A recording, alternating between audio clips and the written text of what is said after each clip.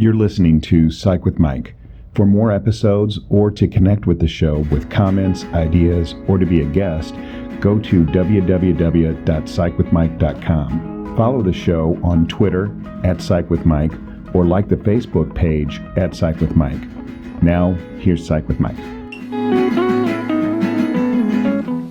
Welcome into the Psych with Mike Library. This is Dr. Michael Mahana. I am here with Mr. Brett Newcomb. Hello. How are you? I'm fantastic. Yeah.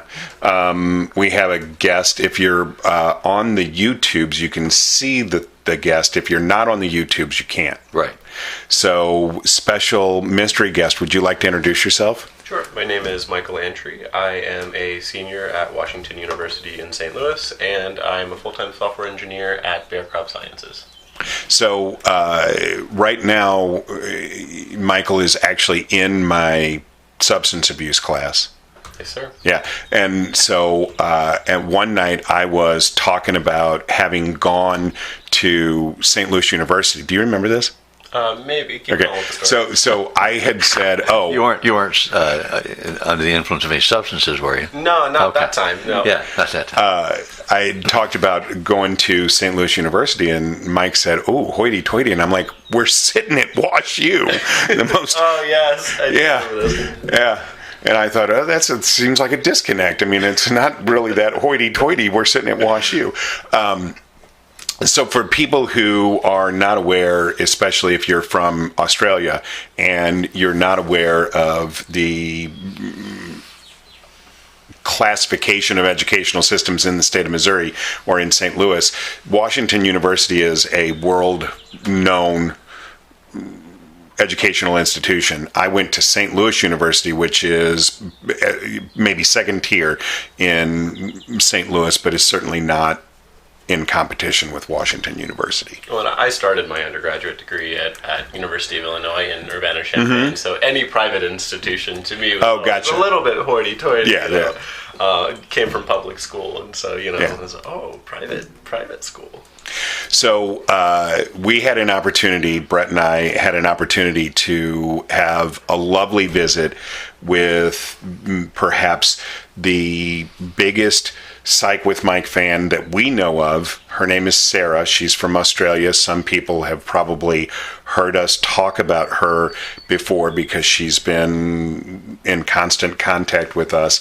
But she and her husband flew across the pond, not just to meet us, but to also meet us.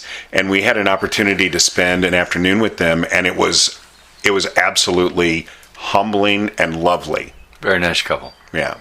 And opportunity to learn about daily life in Australia from their perspective, and the similarities and differences with things we're facing, especially with the pandemic and the economy and the house market and job market and stuff like that. I mean, they were very, very gracious in sharing with us what was going on in their lives. He was here on a business trip, and she came as part of that and a vacation, and so then they stopped by here on their way to other places in America that they wanted to see. So we had a nice time. It was unbelievable, and just the idea that somebody listens to this show and likes it so all the way much around the world that they would travel from Australia to meet us is I don't even know how to wrap my head around that. Well, you keep blowing smoke about that. They were traveling from Australia to come to America and see things. We were one of the things they wanted to see. They didn't have to go out of their way to come to St. Louis. And so that was amazing. Yeah. And, when we talk about the pandemic, it's rare that we have a non-normative event that affects the entire world that way, but we were able to talk about their experience of the pandemic from a whole nother country, which obviously was radically different than our experiences here. And it's amazing to me that we're living in a time when something like that is so ubiquitously experienced by so many different people, and everybody has their own unique perspective about it. No? Nothing? Okay. I just think that happens all the time about everything. We have our own unique perspective. We think we're the center of the universe. Well, everybody does, yeah. Everybody knows that the world is flat and St. Louis is in the middle of it. Yeah. Have you ever looked at a world map? Oh, absolutely. The United States is right in the middle. St. Louis is in the when exact God made center. the United States, Yeah. He put it right in the middle. Yeah. Yeah. And the Earth is the People center in of the Australia universe. or Tokyo or Bali, they're also rans. Mm-hmm. Yeah. So that was really, really, really exciting. We've got some other things that we wanted to talk about. That's why Michael is here, because there are other things going on with the show. We had a visit from a fan from Australia. We have signed now our first actual paid contract for advertising, so people are hearing those spots. And the one thing that I want to say about that is those things are reciprocal. So I want to make sure that we curate the people who advertise on the show, that we believe in what they are selling. So we've been approached by a couple of other people before, and I haven't entered into those agreements because I didn't feel like that they were the right fit for the show. So Athletic Greens is our sponsor, and I believe in that product, and so you're going to hear those spots. So that's super exciting. And then the other thing that's happening is that Michael is now here officially as an intern for the show. So we have our very first ever intern on Psych with Mike. I'm very blessed, and it's a very humbling opportunity. Well, I am so delighted to hear you say that. I am humbled by the fact that we have you on board, and that the kind of the things that I was looking for an intern just matched so completely with what your skill set is. So I met you because you were a student at Washington University. I was looking for an intern. You had volunteered, but it actually turns out that you're an IT guy. Yeah. So I'll give you a little bit of background on my career education journey. So like I mentioned, I started at the University of Illinois. I started school as a mechanical engineering and trombone performance double major. Wow. So I went to U of I, did that for about a year and a half, and decided that trombone and mechanical engineering were not going to be my life. So I switched into neuroscience. I had enough psych credit at the time to say, this is pretty interesting. They have a pretty big neuroscience research division there.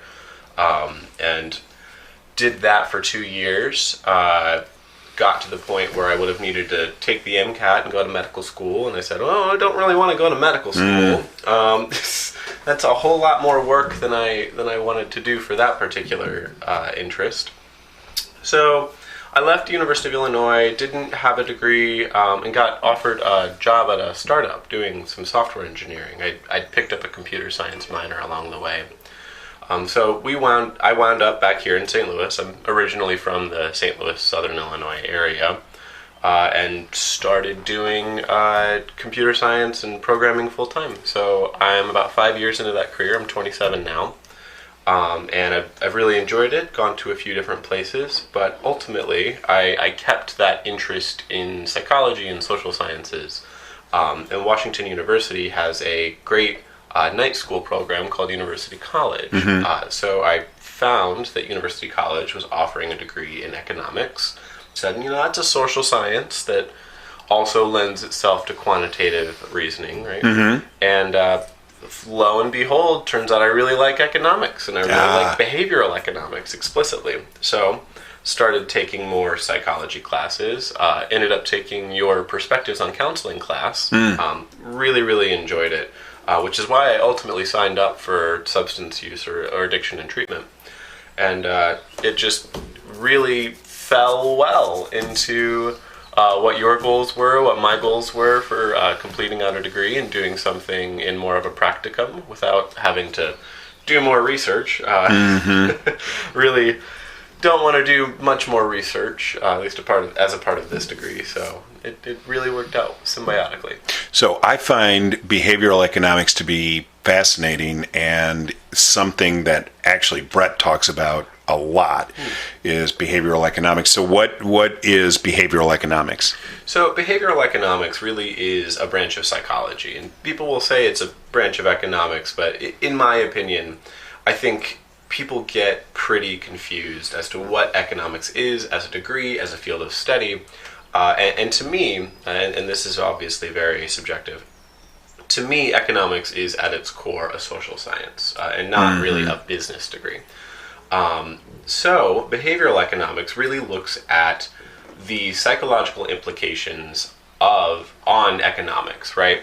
So it really started with this guy named Danny Kahneman and his partner Amos Tversky doing work in the 60s on why were they getting results in certain experiments that didn't seem to match what they would have expected. And so my area of focus in behavioral economics really focused in on this idea of discounting. So a lot of people might know money has a time value, and money is usually worth more to somebody the sooner they can get it. So we can do a quick experiment, right? If I were to ask you, would you rather have $100 today or $110 in 1 year, what would be your answer? $100 today. Okay, how about $120 in 1 year? No, I want $100 today. How about $130 in 1 year? No, I'm still taking it today. So you have what we call a very steep discounting curve. Basically, you can ask people a series of these questions and create a function of how likely they are to discount something. In some philosophical, psychological circles, we relate that back to the idea of impulsivity. So we might say, okay, if you would rather take the lower value sooner, more often, you have a steeper discounting curve, or you're a little bit more impulsive in life. So behavioral economics touches a lot of different things, but I really focused in on discounting for research during my undergraduate degree. But it touches all kinds of things. And I really encourage people to check out the book Thinking Fast and Slow. It's by Danny Kahneman, and it's pretty intense. It's a pretty big tome. And so if that's a little bit too much, you can also check out a book called Nudge. And the author's name has escaped me at this point. Do you remember who wrote Nudge? No. He just won the Nobel Prize in Economics a couple years ago, too. I think 2019 or 2018. But his work was all about how do you frame people's environments to help them make certain decisions. And so it really is interesting, especially when we start talking about substance use and substance treatment. Absolutely. Well, because we find that by and large, people who suffer from substance use disorder. Richard K. Thaler. Yeah, Richard Thaler. Thank you. We find that people who do suffer from substance use disorder have much steeper discounting curves. So, as clinicians, as people who are helping these people through whatever it is they're going through to reach whatever goal they want to do, we can scaffold in different things to help them make a decision that they're happier with. Ultimately. That makes a lot of sense. And when we talk about behavioral economics, we think about it from the terms of if you make decisions, what do those decisions cost you? What does it cost you to make decision A? What does it cost you to make decision B? And are you making decisions that are congruent with what you see your long-term goals being, or are you making decisions that short-term seem like they have a payoff, but long-term may actually have a consequence? Yeah. Yeah, and there are things you can do to help increase those skills of dynamic reasoning. And the word rational gets thrown around a lot in economics, and I don't know how I feel about that word. And trust me, try going into a couples counseling session with your partner and say, well, what you're doing is irrational, and see how well that goes for you. It didn't go very well for me personally. So rationality as the client or as the therapist? As the client. Yeah, okay. It doesn't work well if you're the therapist either. No, I bet it doesn't. No. There's a quotation from a science fiction writer named Heinlein. Man is not Robert. Yes. Man is not a rational animal. Man is a rationalizing animal. That approach works well in therapy. I like to that. talk about what does rationalization mean, especially when you're looking at the emotional economics of, do you understand that every choice you make pays and costs? And are you at peace with the balance factor of what your choices cost you versus what they pay you? Do you really get a good payoff for your investment? Mm-hmm. And so you can talk in economic terms, but in counseling, you try to reduce it down to the emotional component, because when people try to think their way through emotional troubles, they're in trouble. Mm-hmm. You've got to deal with those feelings. You have to surface them. You have to evaluate them in terms of cost-benefit ratio. Mm-hmm. You have to feel the feeling. Yeah. Because the energy doesn't. So we tell them all the time, you have to feel it, you have to label it, you have to externalize it. Mm-hmm. So I can feel mad, but I have to recognize and put a label on it. I'm angry. And what we work with is that people have like a 2-level tier. I'm fine, I'm mad, or I'm fine, I'm rageful, and they don't understand their gradients in between. Mm-hmm. So you try to teach them there are gradients and teach them to recognize them and have words for them. So I'm miffed, I'm irritated, I'm mad, I'm ticked, I'm angry, I'm rageful. Mm-hmm. And they come at different cost levels. So if you can learn to recognize that and articulate it, it has to get out of you. You can talk to God in the car. You can talk to the universe, but you have to say the words. But also the behavioral demonstration can be different. The cost factors go up. Yeah, you don't have to react with rage if you're just myth. Right. Yeah. Yeah, you don't have to punch somebody. And so a lot of times people don't recognize those differences. They just have a one-time set kind of reactionary pattern. If you grew up in a really dysfunctional pattern and your father is physically violent, you learn to recognize the nonverbal cues. Your dad doesn't know. He's fine until he lashes out. Boom, and you're the victim. So if you were trying to change that behavior in that family, as a therapist, you want to point out the measurement quanta. Look, you're stiffening your neck, your jaw muscles popping, your breathing is changing. Can you recognize that? Can you own what that means? And can you put a word for it? Because you're fine until you're not fine.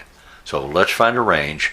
Let's put a vocabulary to it. Let's externalize that. That gives you different behavioral options. So you don't have to punch your wife. You can almost think about it, I think about like action potential. Yeah, exactly. Neurons, exactly. Right? That's right where my brain goes. Like, and that's what we're talking about. You build up enough, and then you hit that point, and then you fire it off. But you find in therapy, if you start talking to people about action negative 70 millivolts, then you're in your head and you're thinking, and they're analyzing and they're butting. So you got to get to the emotional level. That's the action potential, negative 70 millivolts. See, and you do this all the time. That's why you're so good at what you do. So let's take our break, and then we're going to come back and we're going to talk a little bit about some of the future projects that I would like to envision that Mike's going to be here to help us with, okay? Absolutely. Sounds great. Hey everybody, Dr. Michael Mahan here in the Psych with Mike library, and I am super excited to tell you about our new affiliate program. We have a contract now with Athletic Greens as a sponsor, and I couldn't be happier about this association. I first found out about Athletic Greens watching Sailing La Vagabond, which is a YouTube channel about a family that sails around the world. And by the way, if Elena or Riley hear this, call me.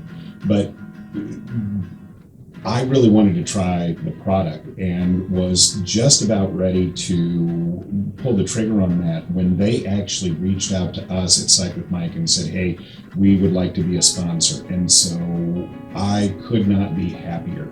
One of the things that I really want to do is to be able to curate the sponsors that we have on the show. We've been approached by other people. I've said no because I haven't felt great about the association, but I could not be happier about Athletic Greens. It's 75 vitamins and minerals, and I'm going to tell you guys more about this as we go on, but I've been taking it for about a week now, and all I can tell you is that my energy levels are through the roof.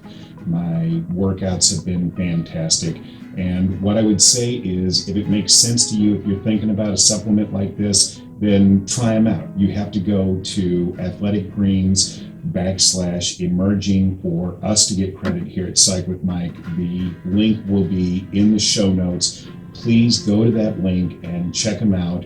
You have to subscribe to the service. So if you just get the one time, delivery, you don't get the add-on benefits of the vitamin D and the other things that you get free. But if you subscribe, you get those. But just go there, check them out. If it makes sense to you, buy the product, try it out, and use our link so that we get credit, because this is a reciprocal relationship, right? You have to go and support the sponsors that support us, and that's how we grow the show. So I couldn't be more happy to talk to you guys about this. I'm going to be telling you more about this both here on the Psych with Mike channel, but also on TikTok, so you can check that out. And if it's Friday, it's Psych with Mike. Okay, we're back, and we've talked a little bit about some of the stuff that's been going on. We just had our 100,000th download. We met our friends from Australia. We have signed an advertising contract.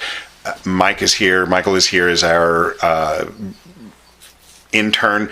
And one of the things, the biggest thing that I was really excited about is that I'd like to have a website built, a more interactive, functional website for the show that would allow us to search topics by keyword, but would also produce transcripts, because right now people find the show by accident.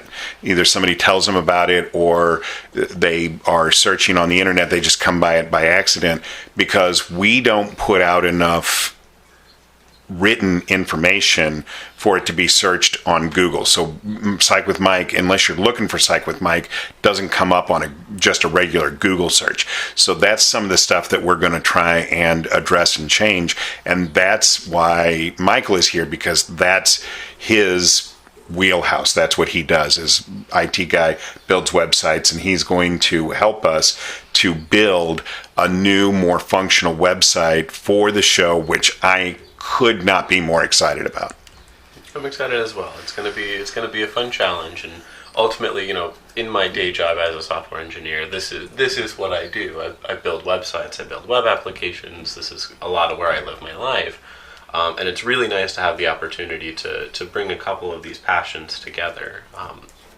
For a while, during the undergraduate degree, I was thinking about maybe going on to doing something in counseling. Mm-hmm.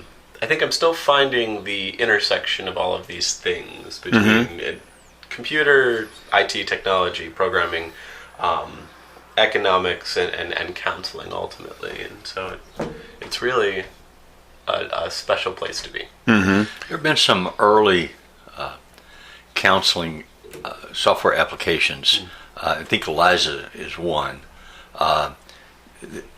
Standard questions. How do you feel about that? Why would you say that? Mm-hmm. Sort of thing.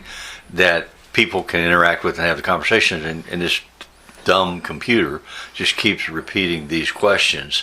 People continue to articulate their responses, and they progress through their perception of whatever's going on, whatever they need to do at the end of the day. It was popular for a while, but it's not good therapy. It just... Well, it's still popular. When I was previously the clinical director at an EAP, so an employee assistance program, and they're trying to find a cheap way to do it. Yes, and to get the software. And so the unique thing about the EAP personal assistance services, give them a plug,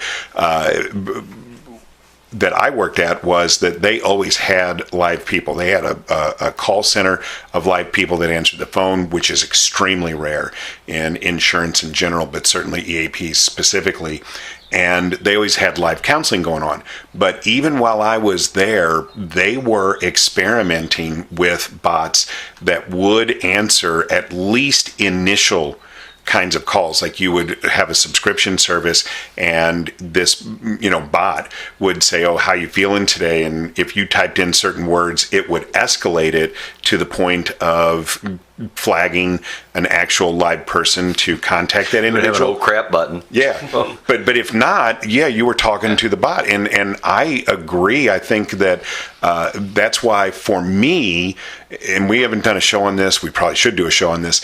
The whole idea of BetterHelp and some of these other kinds of online services, I think is going in that direction. I think insurance companies want to be able to create a system where you get into the system and it's like one of those trees, the automated trees for when you call somebody and get, an operator on a phone, and they're going to shunt people into the bot for, some questions. They're going to shunt them into live people for other questions. But I think their goal is eventually that they can create bots that pass the Turing test. So the Turing test is, can you tell the difference between the artificial intelligence and a real live human being?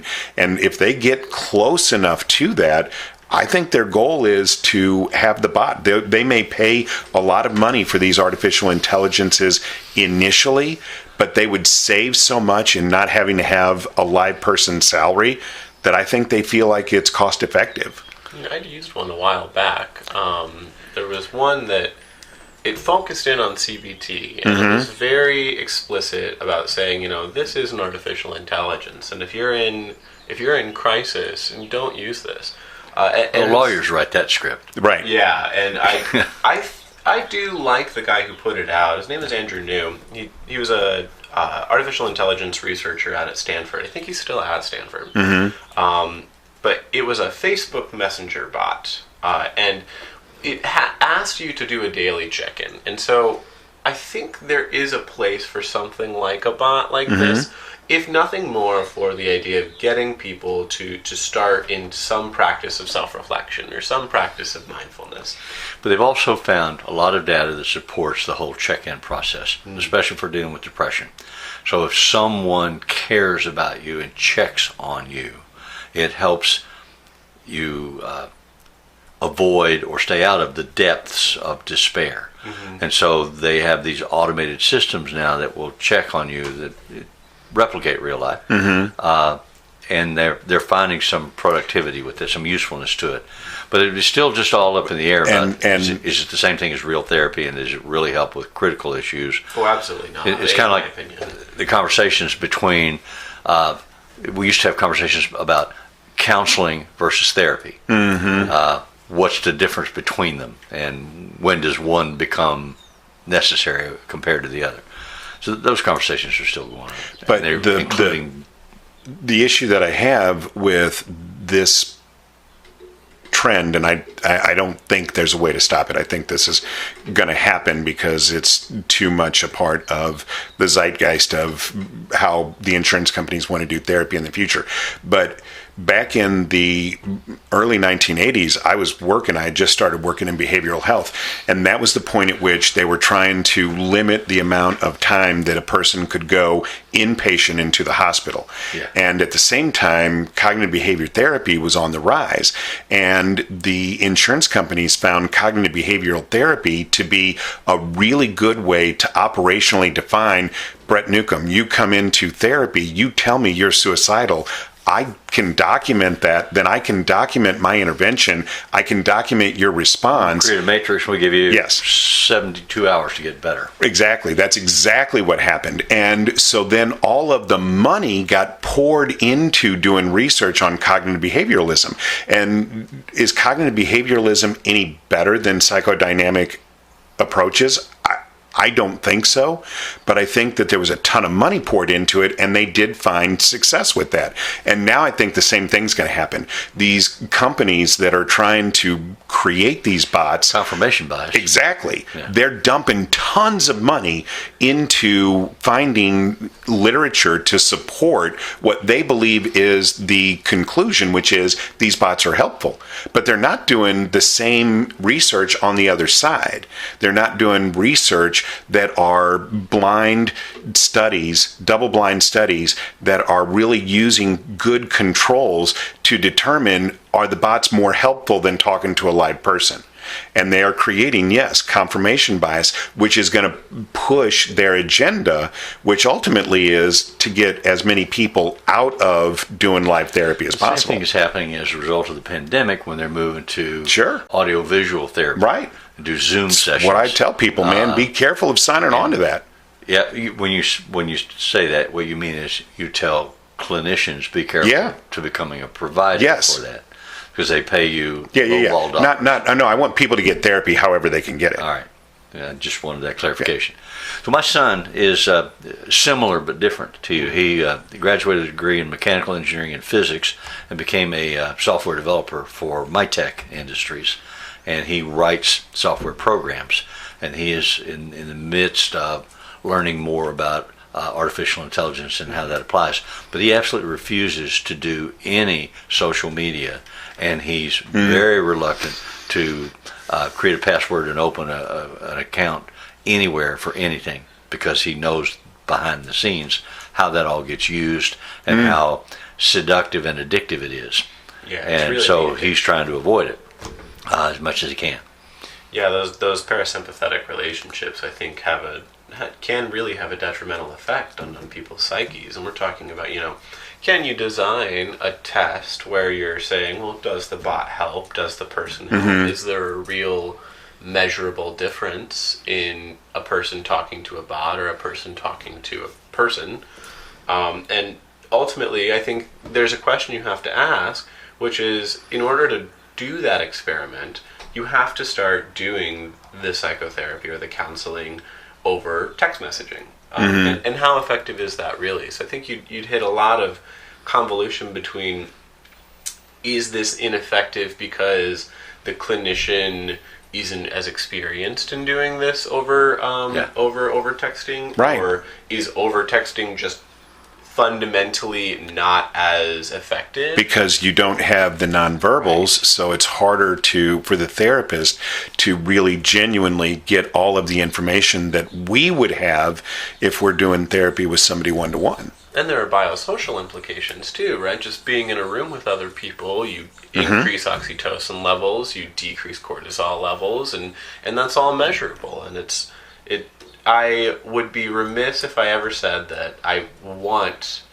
things to go in that direction. And I'm in the same boat as you. I want people to start to get therapy in any way they possibly can, and in as many ways as they can access. But I'm not necessarily convinced that pouring more resources into artificial intelligence or something that devoids people of that connection is going in the right direction. I really think making therapy accessible to more people, in-person therapy accessible to more people is brings it full circle to your conversation about economics, though. Exactly. Yeah. How do you incentivize societies to really make that accessible? And ultimately, resources are scarce, right? That people ask. I get the question, "What is economics?" a lot, and people. I like having these conversations. Sure. I guess I'm an armchair economist at this point. But aren't we all? Oh, yeah, I think we are. Yeah, and it's fun to be that. I think that's a fun thing to be. But really, it's the study of the allocation of scarce resources, right? And I've heard a lot of definitions. It's the study of money. It's the study of business. It's how markets happen. And well, really, it's just how do we, as a people, allocate things that aren't abundant? How do we choose to do that? And in turn, how do we choose to focus? What do we choose to focus on to make more abundant? And I would hope that mental health treatment continues to be a part of that conversation, and that mental health treatment is in person with well-trained clinicians. Amen. So hopefully people are seeing some of the changes that are going on with the show, and there are going to be a lot more in the near future. I would like to invite anybody who has any comments about things that they would like to see on a website to send those to us so that we can incorporate those into what we're doing. I would like the website to be as user-friendly as it possibly can. I hope that everybody will if you have the opportunity and it makes sense to you, will go on to Athletic Greens and try them out, because the extent to which reciprocally people are using the service is the extent to which we'll get more and better advertising opportunities. But more importantly, I really hope that the reach of the show is expanded, because that's really our goal, is to get the show out to as many people who are either learning to be therapists or just interested in psychology in general, and to do that in a way that provides some usefulness to them. As always, the music that appears in Psych with Mike is written and performed by Mr. Benjamin DeClue, and if it's Friday, it's Psych with Mike.